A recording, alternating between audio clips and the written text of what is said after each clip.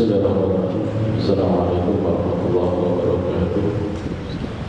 Alhamdulillah, wassalatu wassalamu ala Rasulillah wa ala alihi wa sahbihi wa mawala wa la hawla wa la quwwata illa billah. Qawla ta'ala ta'ala ibadah wa istibadah wal hasna ala tamasuki bi kitabillah wa sunnati rasulih wa du'a ila huda wa du'a ta'ala khair ibtida'a marratihi wa kullihi wa sallallahu subhanahu wa ta'ala. Allahumma la sahla illa ma ja'altahu sahla wa anta taj'alul huzna idza syi'ta sahla wal 'aqibatu lil muttaqin wa la 'udwana illa 'alal zalimin. Amma ba'du, qala rabbi shrah li sadri wa yassir li amri wahlul 'uqdatam min lisani yafqahu qawli. Bapak Ibu muslimin dan muslimat rahimakumullah, alhamdulillah kita masih diberikan oleh Allah Subhanahu wa taala kesempatan untuk bersama-sama melaksanakan ibadah salat zuhur secara berjamaah. Dan insyaallah kita akan melanjutkan pembahasan kita tentang khalifah ketiga sahabat Utsman bin Affan, di mana pada pertemuan yang lalu kita telah membahas tentang prestasi-prestasi yang ditorehkan oleh Sayyidina Utsman bin Affan pada masa pemerintahannya, dimulai yang paling esensi yaitu penyatuan bacaan daripada Al-Quran menggunakan dialek daripada dialek Quraisy, kemudian perluasan wilayah di mana wilayah yang dikuasai umat Islam membentang pada 3 benua, yaitu benua Asia, Afrika, dan Eropa. Begitu juga keteraturan yang diatur dan disusun kembali oleh Sayyidina Utsman bin Affan, mulai dari pemerintahan seperti penggajian para pegawai dan lain sebagainya, yang merupakan pencapaian-pencapaian yang luar biasa, dan masih banyak daripada pencapaian ini yang diterapkan di masa-masa setelahnya. Namun tentunya yang perlu kita sampaikan dari awal adalah perubahan pemimpin terkadang membuat sebagian orang kurang bisa menerima kebijakan dari pemimpin yang baru karena dianggap tidak sesuai dengan apa yang sudah digariskan oleh pemimpin sebelumnya. Dan inilah yang terjadi di masa Khalifah Utsman bin Affan, yang mana beliau ini mewarisi kekuasaan ataupun mewarisi mandat dari seorang yang luar biasa, yaitu sahabat Abu Bakar As-Siddiq radhiyallahu anhu. Dan tentunya kita semua telah sama-sama membahas tentang bagaimana style daripada Umar bin Khattab radhiyallahu anhu dan Abu Bakar As-Siddiq radhiyallahu anhu, yang mana masing-masing daripada pemimpin itu memiliki ciri khasnya, dan bisa jadi pemimpin yang selanjutnya itu akan memiliki perbedaan yang cukup mencolok dari pemimpin yang sebelumnya. Dan itulah yang terjadi pada saat Utsman bin Affan menerima mandat dari Khalifah Umar bin Khattab sebagai pengganti Khalifah Umar. Umar adalah orang yang sederhana. Beliau banyak membuat kebijakan-kebijakan yang lumayan tertib, namun terlihat simpel. Umar adalah sosok orang yang sangat memperhatikan siapa yang akan dia tunjuk sebagai pemimpin dan berupaya untuk membuat atau menjauhkan kepemimpinan dari keluarganya. Ini gaya kepemimpinan Umar. Di akhir bahkan pada saat menunjuk beberapa orang yang dianggap layak untuk mencalonkan atau perwakilan untuk dicalonkan sebagai khalifah, pada dasarnya terkumpul salah satu di antara orang yang dipilih itu adalah anak Umar bin Khattab, yaitu Abdullah bin Umar. Namun Umar bin Khattab kemudian mengangkat hak dipilih pada sahabat atau anaknya Abdullah bin Umar, dan hanya diperbolehkan untuk memilih. Artinya peluang untuk menjadi khalifah itu ditiadakan oleh Umar bin Khattab kepada keluarganya. Dengan perkataannya, cukup Umar saja yang menanggung fitnah ini. Nah, hal inilah kemudian yang dipandang berbeda dan cukup dianggap kontroversi pada saat sahabat Utsman bin Affan menunjuk beberapa keluarga dekatnya sebagai pejabat.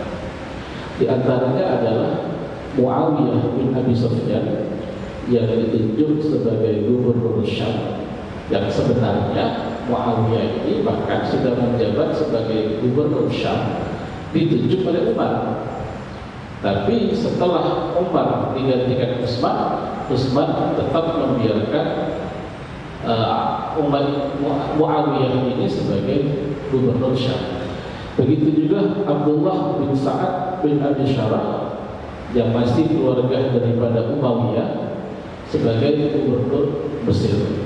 Lalu di posisi terdekat daripada khalifah terdapat Marwan bin Al-Hakam yang masih keponakan daripada Utsman bin Affan, diletakkan sebagai sekretaris pribadi daripada Utsman bin Affan. Maka ini kemudian membuat sebagian menganggap bahwasanya telah terjadi nepotisme ataupun corak kepemimpinan daripada Utsman ini lebih mengarah kepada KKN, mendahulukan keluarganya dibandingkan yang lain. Dan ini dihembuskan oleh orang-orang yang tidak puas dengan pemerintahan Utsman dan menjadi lebih kencang pada saat di akhir-akhir daripada pemerintahan Utsman bin Affan. Padahal ketika Sayyidina Utsman bin Affan menunjuk pihak keluarganya menjadi pejabat ataupun orang yang mengemban amanah sebagai pejabat, pada dasarnya Utsman bin Affan memiliki pertimbangan. Yang pertama, orang-orang yang ditunjuk oleh Utsman bin Affan itu memang kompeten. Muawiyah, Abdullah bin Syarah dan lain sebagainya itu memiliki kemampuan untuk menduduki jabatan tersebut. Jadi bukan cuma sekadar karena kerabatnya Utsman lalu diangkat, tapi karena mereka layak maka mereka diangkat. Kedua, ketika keluarga yang diangkat tersebut dan memiliki kapasitas, maka loyalitas mereka tidak perlu diragukan. Mengapa? Karena mereka bukan cuma sekedar seseorang yang membawa nama jabatan, tapi juga mereka harus sadar bahwasanya mereka itu membawa nama khalifah, keluarga khalifah. Sehingga pertimbangannya adalah ketika mereka sadar kondisi mereka adalah orang yang dibawa sorotan karena keluarga daripada khalifah, maka loyalitas dan pengabdian mereka akan menjadi lebih bagus, lebih baik, karena ada beban moral yang harus mereka tanggung.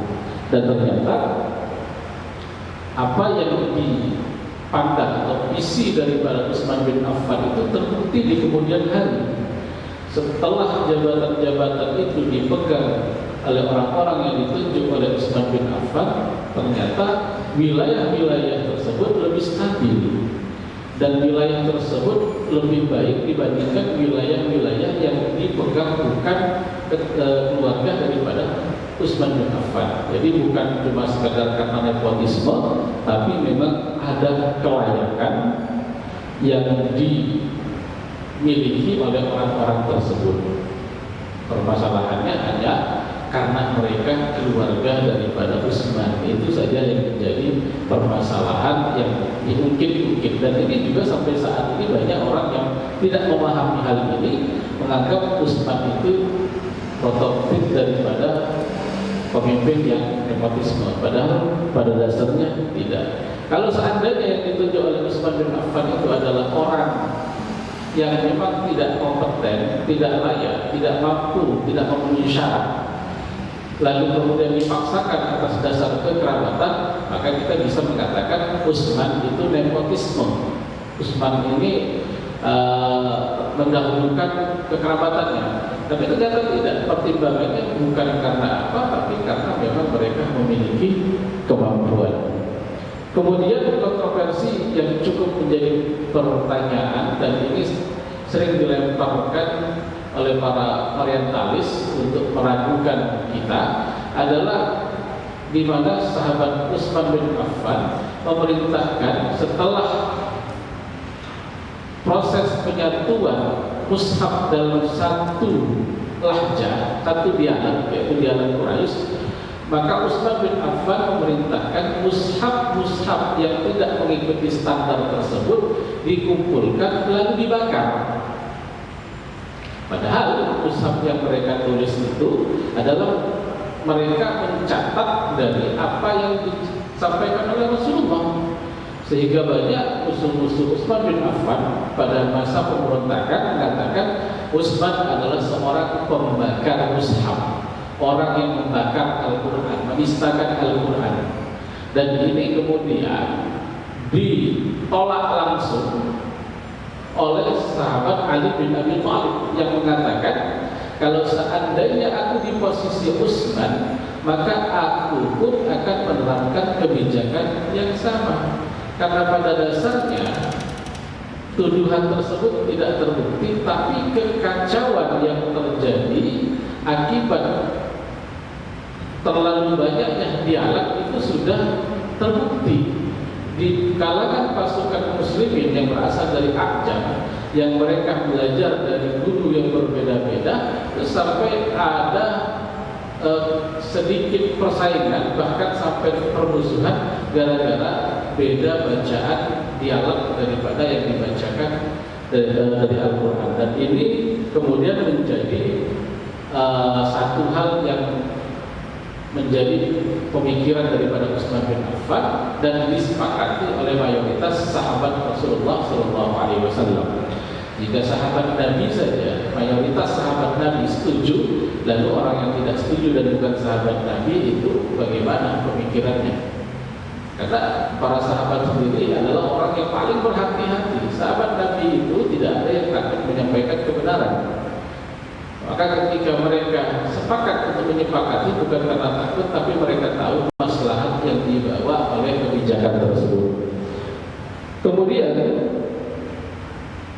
permasalahan selanjutnya adalah kebijakan Utsman yang sering membagikan harta yang berasal dari Baitul Mal dan diberikan kepada pihak kerabatnya atau kepada sahabat-sahabat senior tertentu.